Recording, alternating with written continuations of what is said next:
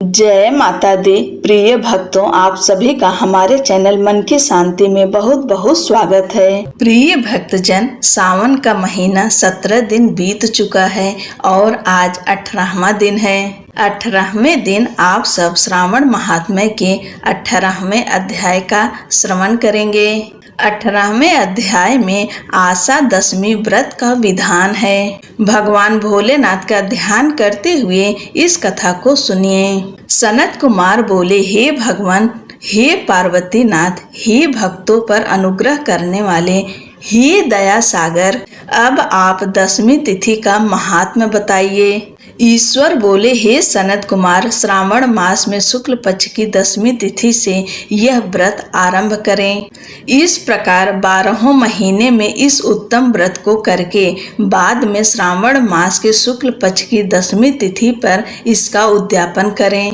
राज्य की इच्छा रखने वाले राजपुत्र, उत्तम कृषि के लिए कृषक, व्यवसाय के लिए वैश्य, पुत्र प्राप्त के लिए गर्भिणी स्त्री, धर्म अर्थ काम की सिद्धि के लिए सामान्य जन, श्रेष्ठ वर की अभिलाषा रखने वाली कन्या, यज्ञ करने की कामना वाले ब्राह्मण श्रेष्ठ, आरोग्य के लिए रोगी और दीर्घकालिक पति के लिए परदेश रहने पर उसके आने के लिए पत्नी, इन सब को तथा इसके अतिरिक्त अन्य लोगों को भी इस दशमी व्रत को करना चाहिए।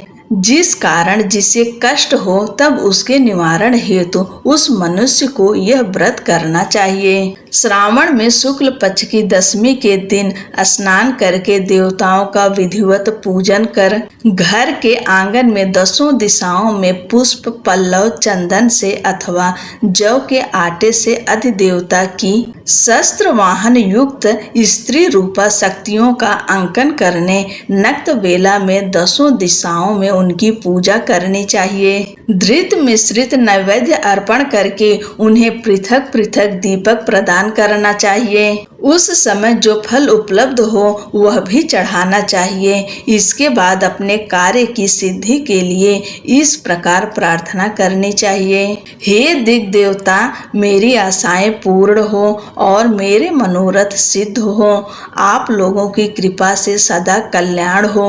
इस प्रकार विधिवत पूजन करके ब्राह्मण को दक्षिणा देनी चाहिए। हे मुनि श्रेष्ठ, इसी क्रम से प्रत्येक महीने में दशमी तिथि का व्रत सदा करना चाहिए और 1 वर्ष तक करने के अनंतर उद्यापन करना चाहिए। अब पूजन की विधि कही जाती है। स्वर्ण अथवा चांदी अथवा आटे से 10 दिशाओं को बनाएं।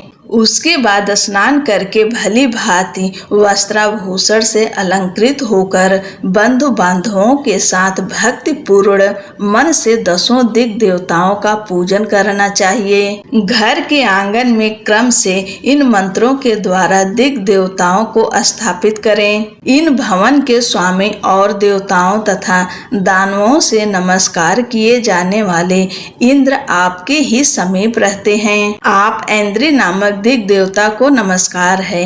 हे आसे, अग्नि के साथ परिग्रह अर्थात विवाह होने के कारण आप आग्नेयी कही जाती हैं। आप तेज स्वरूप तथा पराशक्ति हैं, अतः मुझे वर देने वाली हो। आपका ही आश्रय लेकर वे धर्मराज सभी लोगों को दंडित करते हैं, इसलिए आप संयमिनी नाम वाली हैं। हे याम्ये, आप मेरे लिए उत्तम मनोरथ पूर्ण करने वाली हो। हाथ में खड्ग धारण किए हुए मृत्यु देवता आपका ही आश्रय ग्रहण करते हैं, अतः आप निर्रिक्त रूपा हैं। आप मेरी आशा को पूर्ण कीजिए। हे वारुणी, समस्त भुवनों के आधार तथा जल जीवों के स्वामी वरुण देव आप में निवास करते हैं, अतः मेरे कार्य तथा धर्म को पूर्ण करने के लिए आप तत्पर हों। आप जगत के आदि स्वरूप वासुदेव के साथ अधिष्ठित हैं, इसलिए आप वायव्या हैं। हे वायव्य, आप मेरे घर में नित्य शांति प्रदान करें। आप धन के स्वामी कुबेर के साथ अधिष्ठित हैं, अतः आप इस लोक में उत्तरा नाम से विख्यात हैं। हमें शीघ्र ही मनोरथ प्रदान करके आप निरुत्तर हो। हे ऐसानी, आप जगत के स्वामी शंभु के साथ सुशोभित होती हैं। हे शुभे, हे देवी, मेरी अभिलाषाओं को पूर्ण कीजिए। आपको नमस्कार है, आपको नमस्कार है। आप समस्त लोकों के ऊपर अधिष्ठित हैं, सदा कल्याण करने वाली हैं और सनक आदि मुनियों से घिरी रहती हैं। आप सदा मेरी रक्षा करें। सभी नक्षत्र ग्रह तारागण तथा जो नक्षत्र माताएं हैं और जो भूत प्रेत तथा विघ्न करने वाले विनायक हैं, उनकी मैंने अभियुक्त मन से भक्ति पूर्वक पूजा की है।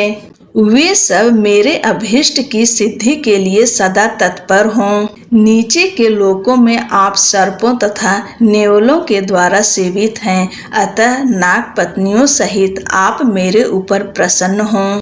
इन मंत्रों के द्वारा पुष्प धूप आदि से पूजन करके वस्त्र अलंकार तथा फल निवेदित करना चाहिए। इसके बाद वाद्य ध्वनि गीत नृत्य आदि मंगल कृत्यों और नाचती हुई श्रेष्ठ स्त्रियों के सहित जागरण करके रात्रि व्यतीत करनी चाहिए।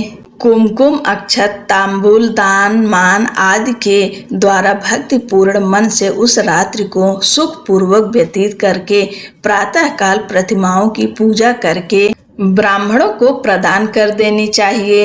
इस विधि से व्रत को करके क्षमा प्रार्थना तथा प्रणाम करके मित्रों द्वारा प्रिय बंधुजनों को साथ लेकर भोजन करना चाहिए। हे तात, जो मनुष्य इस विधि से आदर पूर्वक 10वीं व्रत करता है वह सभी मनोवांछित फल प्राप्त करता है।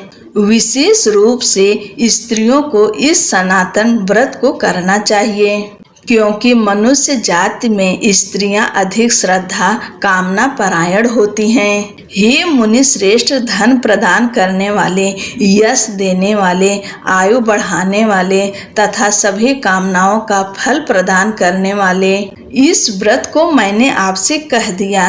तीनों लोकों में अन्य कोई भी व्रत इसके समान नहीं है।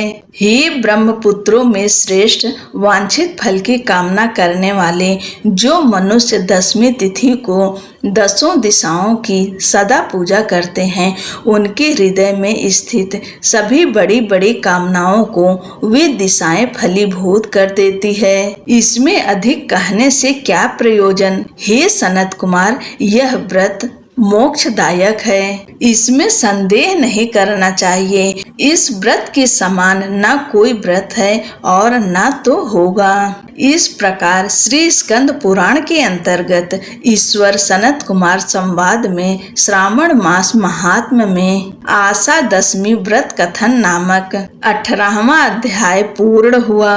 बोलो शंकर भगवान की जय, माता पार्वती की जय। जय श्री कृष्ण।